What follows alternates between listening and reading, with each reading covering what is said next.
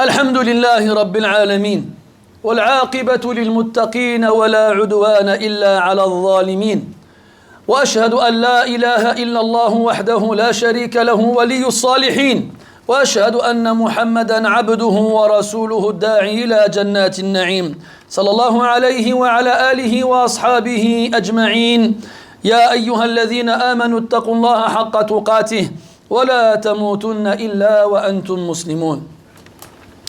Chers musulmans, le grand et noble compagnon du prophète alayhi salatu wassalam qui répond au nom de Abdullah ibn Mas'ud radiyallahu anhu nous a dit: lorsque tu entends Ya ayyuhalladhina amanu, ô vous qui avez cru, lorsque tu l'entends, prête-lui ton oreille, car soit c'est un bien qui te sera ordonné, soit c'est un mal qu'on t'interdira.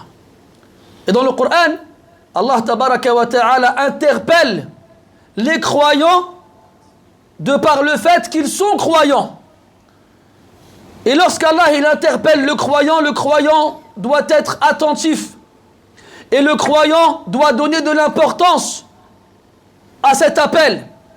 Et parmi les nombreux appels qu'Allah nous adresse dans le Coran, le premier verset de Suratul Ma'idah, la 5e surah du Coran, où Allah Ta'ala dit Ya ayyuhalladhina amanu awfu bil'uqud, ô vous qui avez cru, respectez vos contrats, respectez les contrats. Et quand on parle de contrat ici, les exégètes sont unanimes pour dire que ça englobe tous les engagements, que ce soit les promesses, que ce soit les contrats, quelle que soit leur forme, que ce soit les contrats que deux parties vont contracter dans une vente, ou dans un endettement, ou dans un dépôt, ou dans un mariage, ou dans une association, et autres. Toutes les formes d'engagement, toutes les formes de contrats que l'on signe et sur lesquels on s'engage doivent être respectées. Quand on parle du verbe aoufa, qui veut dire donc plusieurs choses, mais son sens principal renvoie à la fidélité. Le fait d'être fidèle à son engagement. Quand je t'ai dit que je vais t'acheter telle chose dans telle date, alors je suis fidèle à mon engagement. Al-wafa, c'est la fidélité. Donc quand Allah dit Awfu bil-uqud, soyez fidèles à vos engagements dans les contrats que vous contractez. Et ça implique quoi? Ça implique donc d'exécuter l'engagement donné et de ne pas le trahir. Allah tabaraka wa ta'ala donc nous ordonne à nous les croyants, lorsqu'on donne une parole, lorsqu'on s'engage, lorsqu'on promet quelque chose, de s'y tenir, de le respecter et d'être fidèle aux engagements qu'on a donnés et de ne pas trahir la promesse et de ne pas rompre le pacte ou le contrat ou l'engagement, appelle-le comme tu veux. Le prophète sallallahu alayhi wa sallam a dit Inna khayran nas al-mufun al-mutayyabun. Les meilleurs des gens sont ceux qui respectent leurs engagements, les purifiés par Allah tabaraka wa ta'ala dans leur cœur et leurs esprits et leur corps, car ils ont respecté leur engagement. Chers frères, nous vivons une époque bien particulière, une époque qui n'a pas de semblable dans l'histoire de l'humanité, une époque dans laquelle les balances ont été inversées, une époque dans laquelle malheureusement beaucoup de musulmans, je dis beaucoup et pas tous parce que alhamdulillah encore beaucoup de musulmans ne font pas ces choses-là, donc je disais beaucoup de musulmans ont délaissé la vertu pour s'adonner aux actes les plus vils. Ils ont délaissé les caractéristiques des croyants pour ressembler aux hypocrites. Pourquoi? Parce que le croyant, lorsqu'il s'engage, il respecte son engagement. Alors que l'hypocrite, lui, lorsqu'il s'engage, il trahit. Et le prophète sallallahu alayhi wa sallam nous dit quiconque cherche à ressembler à un peuple en fera partie. Qu'est-ce qu'on entend, mes frères, aujourd'hui? Que les musulmans se tournent le dos, que les musulmans se détestent, que les musulmans s'en veulent les uns les autres, Et quand on leur demande pourquoi, parce que c'est des histoires dans lesquelles il y a eu des contrats, des engagements, des promesses faites qui n'ont pas été respectées. Et comme je vous l'ai dit tout à l'heure, ça concerne énormément de domaines. Un des premiers qui nous vient à l'esprit, c'est le mariage. Donc, comme les gens le font aujourd'hui, malheureusement, énormément, ils discutent ensemble avant de passer à l'étape finale qui est le mariage. Ils discutent, ils échangent et se promettent monts et merveilles. Et généralement, c'est l'homme qui promet des choses à la femme, même si ça arrive aussi que ce soit l'inverse. Quoi qu'il en soit, de nombreuses promesses sont faites, ce qui pousse l'autre partie à être convaincue et donc à accepter. Le mariage a lieu et les conditions ne sont pas respectées. Alors que le prophète alayhi salatu wassalam nous a dit les conditions qui méritent le plus d'être respectées sont celles qui vous rendent licite la chasteté de l'autre, c'est-à-dire le mariage.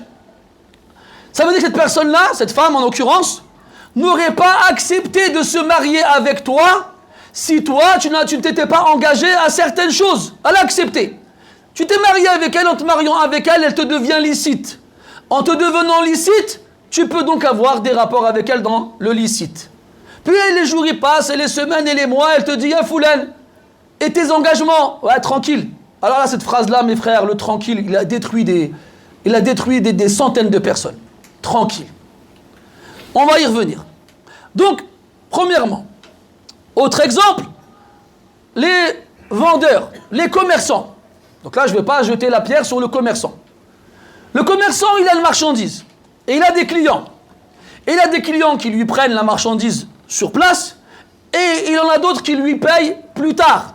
Il lui dit, écoute, Roya, je te prends la marchandise maintenant, mais t'inquiète pas, tranquille, je te paye la prochaine fois. Alors lui, Mskin, il dit, vas-y, il n'y a pas de problème, tu me payes la prochaine fois. Une semaine, 2 semaines, 3 semaines, 1 mois. Il l'appelle et dit, ouais, Roya, c'est comme tu me payes, t'inquiète. Tu vois, les t'inquiète, les tranquilles, t'inquiète pas. Oubliez ces paroles-là. Avalez-les pour l'éternité. Ne les recrachez plus jamais. Alors le temps y passe, le temps y passe, le temps y passe. Et le vendeur attend toujours que l'acheteur lui achète sa marchandise. Pareil, des propriétaires qui louent des appartements. Donc il fait visiter son appartement, ça c'est dans le privé en général. Il fait visiter son appartement, le locataire il n'est pas trop chaud parce qu'il voit qu'il y a des choses à réparer. Le propriétaire il dit t'inquiète pas, signe, je m'engage à tout réparer dans le mois. Alors le locataire, je ne dirais pas naïf, mais confiant, accepte, surtout qu'il est dans le besoin. Il signe, il s'installe, il y a une fuite par là-bas, il y a un chauffage qui ne fonctionne pas, il y a des choses ici et là. Il appelle le propriétaire, 1 mois il passe, pas d'appel, pas de réponse, rien. 2 mois, 3 mois, 4 mois et toujours rien. Et à la fin, qu'est-ce qui se passe? Il y a des conflits entre ce genre de personnes. Wallahi, mes frères, que les exemples sont tellement nombreux. Les gens qui s'endettent. Après, il faut savoir qu'il n'est pas interdit de s'endetter. Allah, il n'a pas interdit le fait de s'endetter. Il y a des gens qui vont s'endetter. Ils vont demander qu'on leur prête de l'argent et ils trouvent des gens qui leur prêtent de l'argent. Ils, eux-mêmes, l'endetté, déterminent une date. Il lui dit, je te rembourserai à telle période. La période arrivée, plus de nouvelles. Plus rien. Le créancier, attendant des nouvelles de l'endetté, finit par l'appeler. Et l'endetté en question, il disparaît. Après, il faut savoir qu'il y a 2 types d'endettés qui disparaissent. Il y a l'endetté qui a rien. Allah, dans le Coran, il l'appelle le mu'sir. Ma'andouche, il a rien. Et Mskin yastahi, il a honte de devoir aller voir son créancier et lui dire Smahli, est-ce que tu peux me rajouter du temps? On le comprend. C'est compréhensible. Hada Allah, il a excusé, on l'excuse nous aussi. On ne parle pas de l'autre. Il te dit, tranquille, t'inquiète, je t'appelle. Et pendant ce temps, sur Instagram, il envoie des profils où il est au bord d'une plage ou bien en train de siroter un cocktail à Dubaï. Après, il te dit, tranquille, t'inquiète. Non, subhanallah. Le prophète, il dit, sallallahu alayhi wa sallam, dans un hadith, il dit, celui qui s'endette auprès des gens avec l'intention de lui rendre, Allah, il l'aide à rendre. Quant à celui qui s'endette auprès des gens sans avoir l'intention de rendre, donc son but, lui, c'est de dilapider les biens d'autrui, bien, eh bien lui, Allah il lui fera la même chose. Al-jaza min jinsil amal. C'est-à-dire que la rétribution faite par Allah est de même nature que celle accomplie par la personne. On en a d'autres encore. Vous voulez d'autres exemples? Les gens qui vont travailler.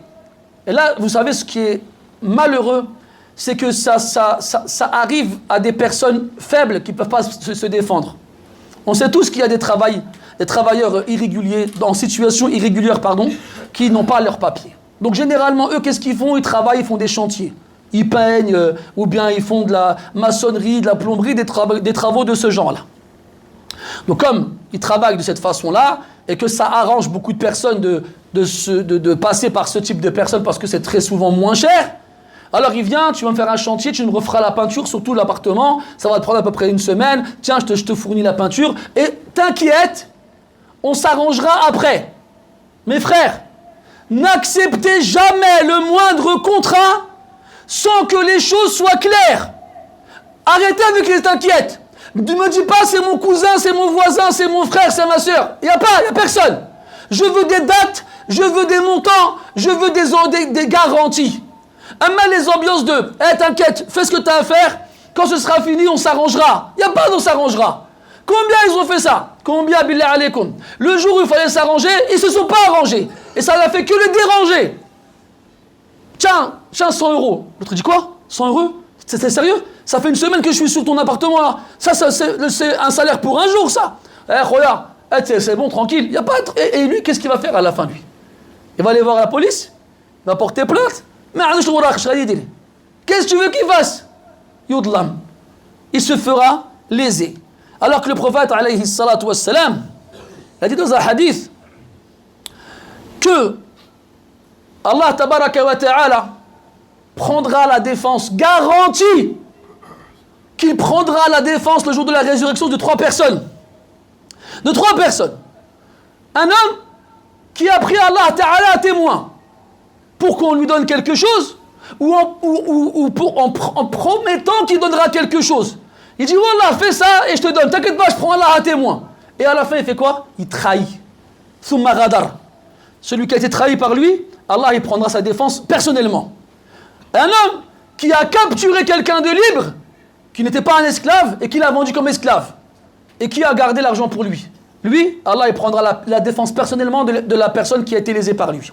Et le troisième, c'est quelqu'un qui va employer une personne pour qu'il lui fasse un travail quelconque. Et cette personne-là fait le travail comme on lui a demandé. Et à la fin, l'employeur ne lui donne pas son salaire. Celui-là, Allah il prendra la défense personnellement de celui qui l'a lésé. Wallahi mes frères, il y a tellement d'exemples. Moi si j'ai pensé à faire cette khutbah aujourd'hui, c'est parce qu'il y a 2-3 jours j'ai reçu des frères qui avaient un litige pour une histoire d'appartement. Wallahi mes frères, vous écoutez l'histoire, vous n'en croyez pas vos oreilles. C'est n'importe quoi. Tu me payes quand tu veux, tu fais ci, je te déduirai des loyers, 1 an plus tard, il n'y a rien qui a été fait, 2 ans plus tard, toujours rien, et à la fin, ils viennent devant toi pour se tirer les cheveux devant toi. Non mes frères, faut faire les choses proprement. Faut faire les choses correctement. Wallahi mes frères, beaucoup de gens aujourd'hui disent quoi? Ils disent c'est dans les pays comme la France, en Europe, où les choses elles sont droites. Dans nos pays c'est n'importe quoi. N'oubliez pas une chose mes frères. Si dans ces pays comme la France ou ailleurs, les choses elles sont droites, tu vas chez le notaire, tu signes tes papiers, tout est clair, c'est parce qu'ils ont pris exemple sur nous avant. C'est nous les premiers qui faisions ça. Nous on faisait ça il y a 1500 ans. Quand dans ces pays-là ils ne savaient même pas lire, ils ne se lavaient même pas. Nous, on faisait ça il y a 1500 ans. C'est nous les premiers à avoir certifié et donné des garanties à travers des documents officiels qui font office de preuve quand tu dois porter plainte contre quelqu'un qui n'a pas respecté ses engagements. Et nous, aujourd'hui, on a tout abandonné. On arrive en France ou ailleurs en Europe, on voit que les choses sont carrées, tribunal administratif, notaire, avocat et ainsi de suite. On dit, ah, c'est pour ça le bled tqaddam. Non, c'est pas pour ça. C'est nous qui avons abandonné ce qu'Allah Ta'ala nous a légiféré, c'est nous.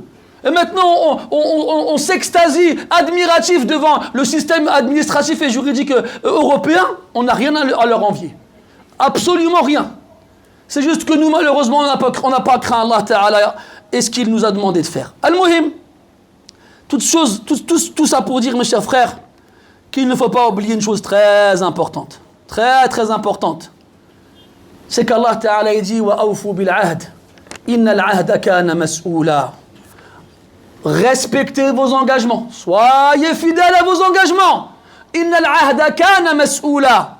Car sachez que tous les engagements qu'on fait, mes frères, absolument tous, on sera interrogé le jour de la résurrection.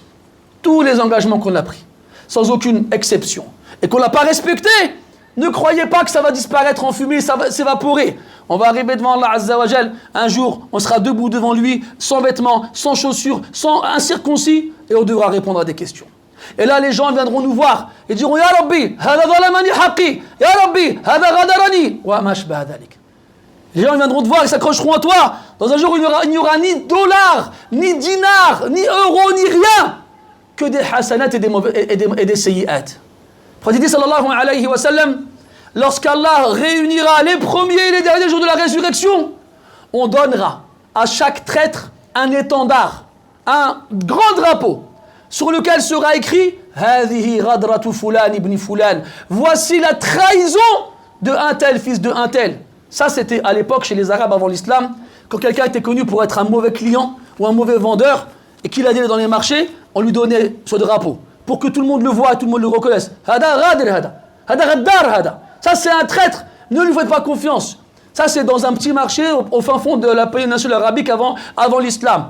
Mais là, le jour de la résurrection, il n'y aura pas que quelques bédouins dans quelques mètres carrés. Non, il y aura les premiers et les derniers. Et tous les traîtres qui n'ont pas respecté leur engagement, on leur donnera un étendard comme ça avec un drapeau écrit dessus. Je suis un traître, moi un tel, fils de un tel, j'ai trahi les gens. Ne crois pas que tu vas y échapper. Ka'b al-Ahbar, rahimahullah ta'ala, il disait, quiconque trahit une vente, un commerce, un engagement qu'il a donné, ça sera un rempart entre lui et le paradis. Cette trahison l'empêchera d'accéder au paradis. Et il finit en disant, rahimahullah, et cette communauté court à sa perte car elle ne respecte pas ses engagements. Cette communauté court à sa perte car elle ne respecte pas ses engagements. Donc il faut craindre Allah, mes chers frères, que ces personnes-là qui viennent voir les autres avec plein de bonnes intentions, plein de bonne foi, et ils jurent par Allah, il est comme ça, Wallah, tu vas voir, la semaine est finie, je t'appelle et je viens, je te paye le loyer, ou bien je te répare ta voiture, ou bien. Il te jure par Allah, yuqsimuna billahi jahda imani. Après, quand tu lui dis, khoya quand même, t'as vu, quoi? Tu me crois pas? Tu penses que je vais te mentir? Tu penses que je suis malhonnête? Et tu sais, il te fait culpabiliser en croyant que c'est toi qui es méchant parce que tu penses du mal de lui. Wa yushhidullaha ala ma fi qalbi. Il dit, Allah, il sait ce qu'il y a dans mon cœur. Allah sait que je suis pas un menteur. Allah sait que je vais pas te la faire à l'envers. Et à la fin, il lui fait à l'envers, à l'endroit, à droite et à gauche. Dans tous les sens. Et je pense que nous, tous ici présents, on a déjà connu des histoires comme ça. Qui n'a pas une anecdote de genre là à nous raconter? Qui? Tout le monde. Et bien là, allez, mes frères, vous qui avez vécu ces choses-là, vous avez vécu avec qui? Jean-Jacques ou la Qaddour? Avec qui vous avez vécu ces trucs-là? Avec des gens qui disent la ilaha illallah? Ou des gens qui disent nous on croit en rien? Elle est là. C'est là que ça fait mal, mes frères. Ça fait très mal. Donc il faut craindre Allah, mes frères. Il faut craindre Allah subhanahu wa ta'ala. Et il faut faire comme Allah il a dit dans le Coran, وَأَصْلِحُوا ذَاتَ بَيْنِكُمْ. Nous avons des relations, on vit ensemble. Nous ne sommes pas des ermites qui vivons tout seuls dans la forêt ou dans la montagne. On vit ensemble. Et on se côtoie. Et on se fréquente. Et on travaille ensemble. Et on s'achète les uns des autres. Et on se vend les uns aux autres. Et on se marie avec les filles des autres. Et ainsi de suite. On est liés, mes frères, tous, par des contrats. Qu'on le veuille ou non.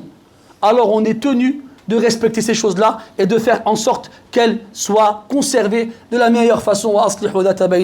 Et obéissez à Allah et à son messager si vraiment vous êtes croyants. نسأل الله سبحانه وتعالى أن يصلح ما بيننا. اللهم أصلح أحوال المسلمين. اللهم أصلح أحوال المسلمين. اللهم اغفر للمسلمين والمسلمات والمؤمنين والمؤمنات وأصلح ذات بينهم وألف بين قلوبهم واهدهم سبل السلام وجنبهم الفواحش والفتن ما ظهر منها وما بطن. اللهم اجعلنا ممن إذا عاهد وفى ولا تجعلنا ممن إذا عاهد غدر. اللهم أعنا ووفقنا الاتصاف بصفات المؤمنين، وأعذنا أن نتصف بصفات المنافقين. اللهم أعذنا من الشقاق والنفاق ومن سوء الأخلاق. اللهم اهدنا لأحسن الأخلاق والأقوال والأعمال، لا يهدي لأحسنها إلا أنت، واصرف عنا سيئها، لا يصرف عنا سيئها إلا أنت. اللهم صل وسلم وبارك على عبدك ورسولك محمد وعلى آله وصحبه وسلم، والحمد لله رب العالمين. وقوموا إلى صلاتكم يرحمكم الله.